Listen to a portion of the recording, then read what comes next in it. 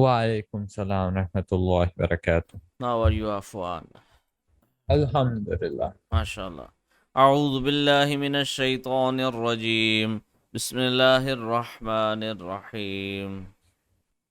أعوذ بالله من الشيطان الرجيم. بسم الله الرحمن الرحيم. ومن الناس من يقول آمنا بالله وباليوم الآخر وما هم بمؤمنين يخادعون الله والذين آمنوا وما يخدعون إلا أنفسهم وما يشعرون في قلوبهم مرض فزادهم الله مرضا ولهم عذاب أليم بما كانوا يكذبون وإذا قيل لهم لا تفسدوا في الأرض قالوا إنما نحن مصلحون ألا إنهم هم المفسدون ولكن لا يشعرون وإذا قيل لهم آمنوا كما آمن الناس قالوا أنؤمن كما آمن السفهاء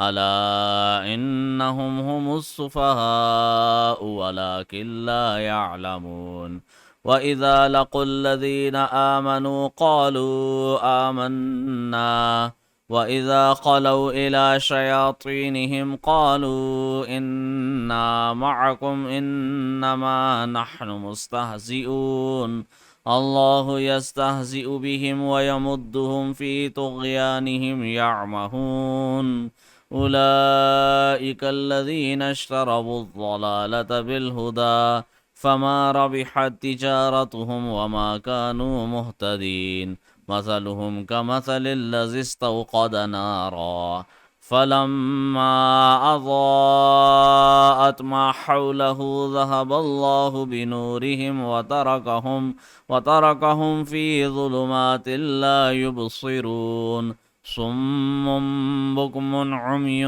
فهم لا يرجعون أو كصيب من السماء فيه ظلمات ورعد وبرق يجعلون أصابعهم في آذانهم من الصواعق حذر الموت والله محيط بالكافرين يكاد البرق يخطف أبصارهم كلما أضاء لهم مشوا فيه وإذا أظلم عليهم قاموا ولو شاء الله لذهب بسمعهم وأبصارهم إن الله على كل شيء قدير.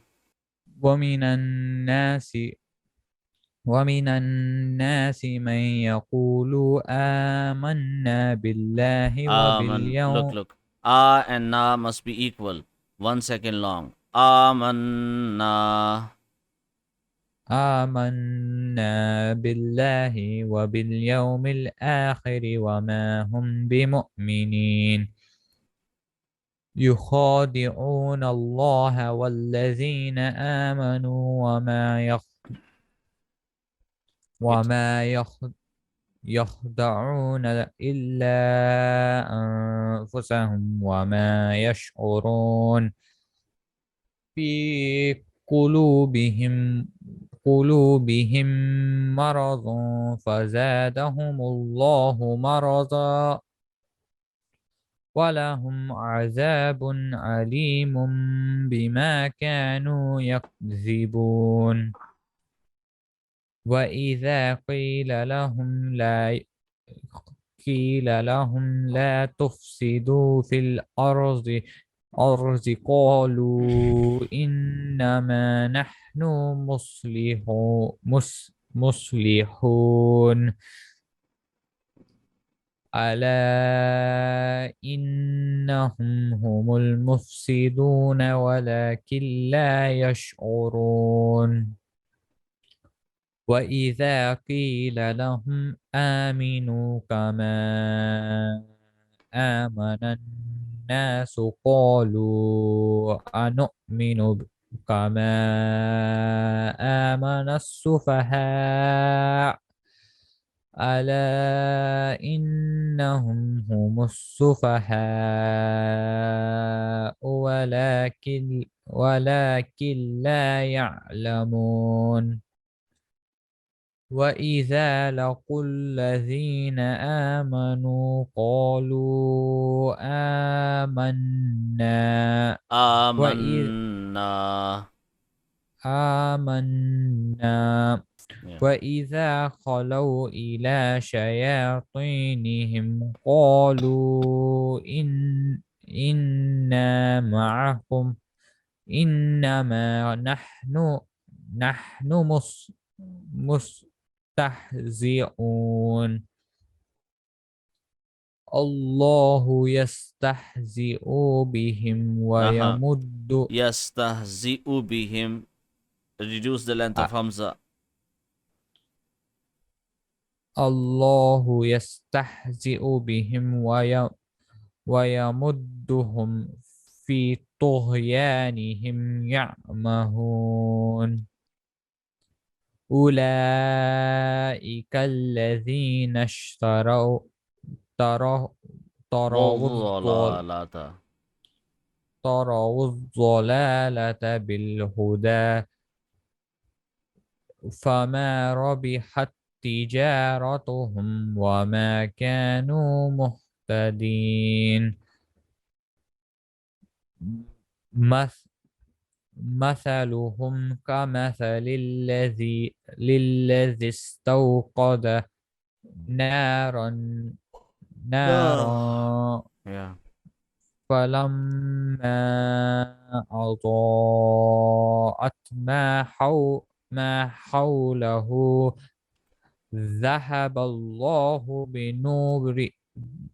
بنورهم وتركهم في ظلمات لا يبصرون صم بكم بكم بكم أمي فهم لا يرجعون أو قص أو كصيب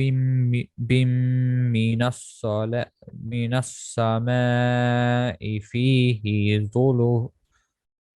ظلمات ورعد وبرق يجعلوا يجعلون أصابعهم في آذانهم من الصواعق حذر No. الموت No, do not stretch the ha. حذر الموت. حذر الموت Yeah. والله محيط بالكافرين محيط. Ha must be sharper. محيط بالكافرين يكاد البرق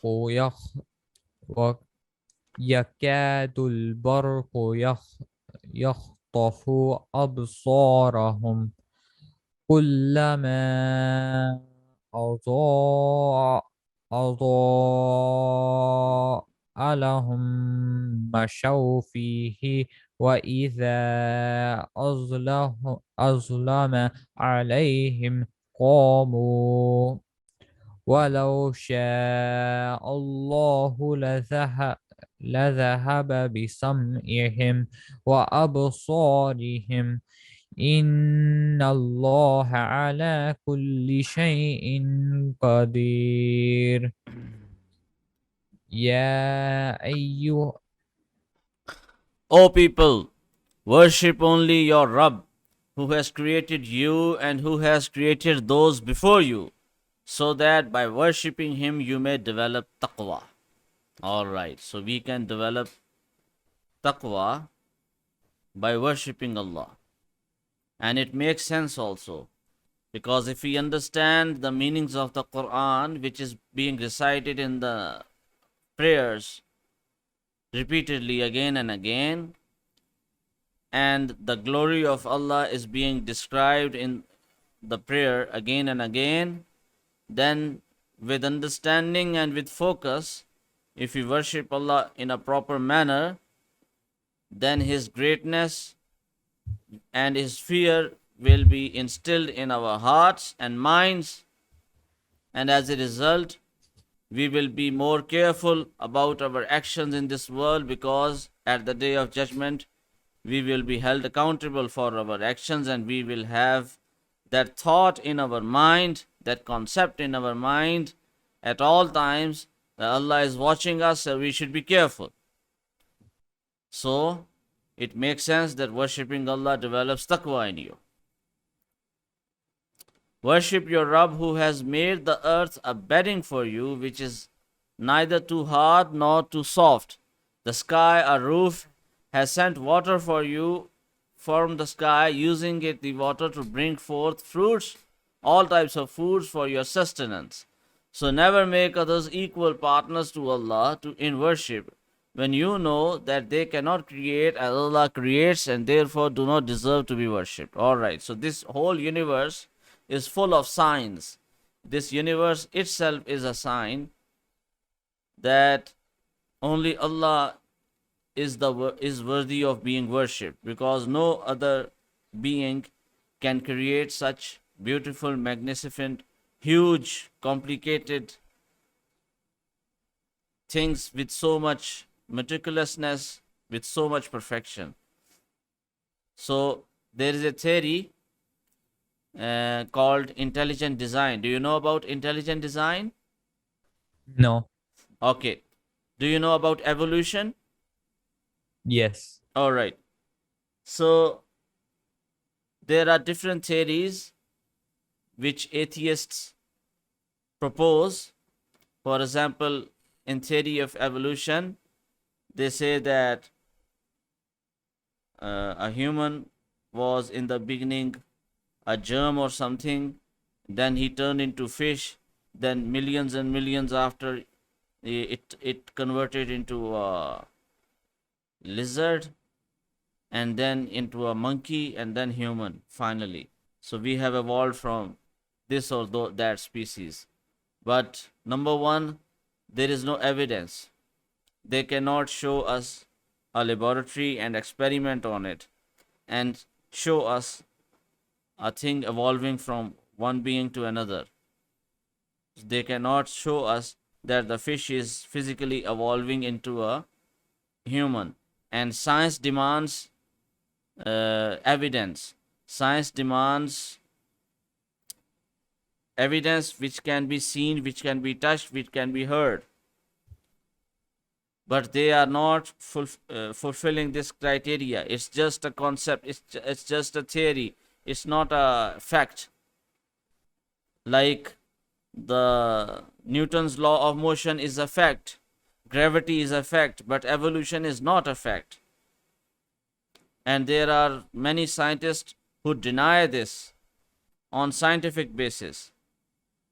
And there have been documentaries where they have claimed that there are many evolutionists who have lied to the public, and they have created those sculptures with the help of artists, and they have given them artificial names, but there were no real skeletons of half monkey, half human beings.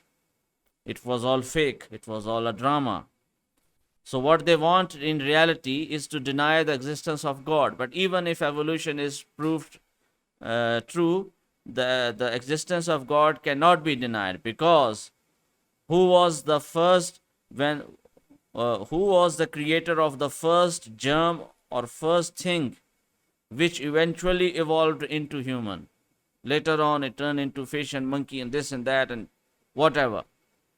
But who was the creator of the first thing? How the first thing came into being? As far as your knowledge about evolution is concerned, have your teachers, your science teachers told or said anything about it? They only explained how We evolved from like monkeys and stuff. Yeah. Okay. So they have explained it. All right, for the sake of argument, even if we agree with them. But they have never told you that the first species from which humans have evolved from, who created them or how they were created or how they came into existence. So even if so evolution has to start from something in the beginning, that then how that thing came into being.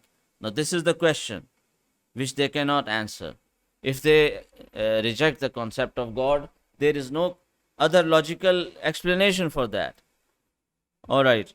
Secondly, there is a theory. There are many other theories like multiverse theory and this or that. But all of this does not make any sense. That even if this universe was created by chance as a collision of other universes, who created those universes? Eventually, the question arises: who created the first thing in this world, or the first uh, universe which collided and this universe came into being? Whatever happened, who created that? How it was created? So, anyway, there is another theory which is very logical, and that's called the intelligent design. You can Google it and you can find out about it.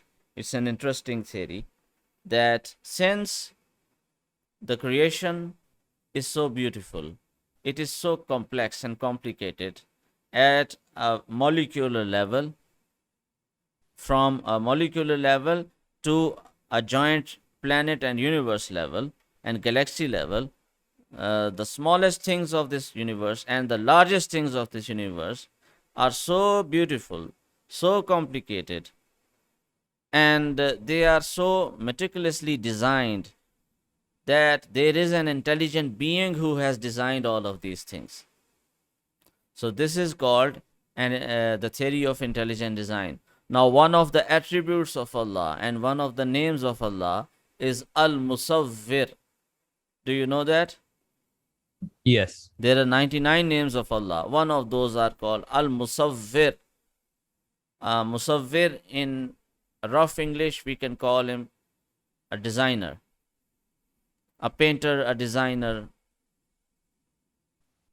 Musawwir comes from the word tasweer. Tasweer means picture.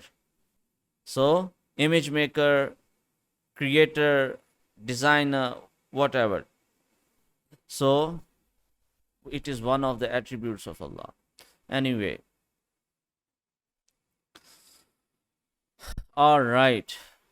So, Allah is saying that no other thing, no other being can create such magnificent things like sky and water and earth, mountains, the foods which we enjoy. So we should not associate partners with Allah. We should only worship Allah. Statues and humans and other creations cannot create these creations. Only Allah can create. Okay, if you are in doubt about what we have revealed to our bondsman, if you doubt that the Quran which was revealed to Muhammad sallallahu alaihi wasallam is from Allah, then produce even a single surah like any in the Quran, something that can match the eloquence, the beauty, the style, and the prophecies of the Quran. And you are also at liberty to call your witnesses, your helpers, and deities besides Allah. If you are truthful, stand up to this challenge if you feel that you are truthful in your claim that Muhammad sallallahu alaihi wasallam was the author of the Quran. If your claim is correct, you will easily be able to compose something equal, if not superior, because Muhammad sallallahu alaihi wasallam was an untutored person. So, Prophet Muhammad sallallahu alaihi wasallam did not know how to read and write. He was unlettered. He was, na'udzubillah, Allah forbid, not ignorant, but he was unlettered, which means that he did not know how to read and write. So, the Arabs, as I told you earlier, were famous for their language skills. Their language was very profound, and all of the literature was recorded in oral form, in oral tradition, because very few people knew how to read and write. So, all of the powerful and major poets of the Arab world, they gathered together and tried very hard, but they couldn't produce even a surah. Not till this day, not till Qiyamah. There are so many universities in the world. The West is so proud of their education system and their research skills, but they cannot together even today in these times, they cannot even produce a single surah. The non-Muslims from the Arab world who naturally know the Arabic language, even they believe that Quran is the topmost literary, is the topmost piece of art or piece of literature in the Arabic language. Even though they do not believe in it, however, they do appreciate its literary eloquence. So this is one of the proofs that this is the word of Allah. Because if it's the word of human, Allah forbid, then the poets and the artists should be able to produce more better version or equal, even anything equal to this. If you cannot do that feat of producing a surah like one in the Quran, and you will never be able to do so, then fear that fire which you are soon to enter, the fuel of which is kuffar, men and stones, including their idols. It has been prepared for the kafirun, who will be punished there regardless of whether they feared it or not. And give good news to those who have iman and who do good acts, who carry out the obligatory and optional injunctions of Islam, that for them shall be gardens beneath which rivers flow, flowing beneath the trees and palaces. Whenever they are given any fruit to eat there, they will say, "This is what we were fed with before in the world." However, the fruit given to them shall only look the same. The taste, quality, and other qualities will be very different from the fruit of this world. There in Jannah, they shall have spouses, partners who have been purified from all impurities, and they will live there forever. Neither will they die, nor will they be removed from Jannah. So point number one, if we follow all of the obligations of Islam, inshallah, Allah will enter us in Jannah. Now, as I said earlier, that this world is the image of the afterlife. This world is just a model of the afterlife. So, a model car resembles the real car, but it does not function like a real car. It's just a model. Same is the case with the benefits and blessings of this world. These are just tip of the iceberg. The real deal is in the afterlife. The fruits, the clothes, the things which we enjoy here are nothing as compared to the things which we will be enjoying in the afterlife, inshallah. So, the fruits, the food, the palaces, jewelry, and spouses, whatever in this world is, as compared to the next world, the things which are in the next world are more superior, more advanced, more beautiful, and more tasty. And they have unlimited additions. After every microsecond, a new version, a new addition will come. Even before our thought occurs to our mind, that thing will become more beautiful. Whatever we will wish, we will have in Jannah. Our age will be 33 years old. We will not be so kiddish or like kids, and we will not get older. We will not have any disease. We will not have to use any washroom there. That system will be completely ended in Jannah. We will not get fat no matter how much we eat. We will not have any bad smell in Jannah there. Our sweat will also be will also have a perfume of musk, and we will have the height of almost 60 feet tall. We will be very, very tall and huge. The fruits and the things also will be comparatively larger. So it is not that the things are very tiny and we are very big, or the things are very big and we are tiny. No, not at all. It will be of appropriate size. We will never die. There is no sleep in Jannah, because sleep is only there if we want rest. So there is no tiredness in Jannah, so eventually there is no sleep in Jannah. We will never get bored from Jannah, because the smallest Jannah, in which the last person of this ummah,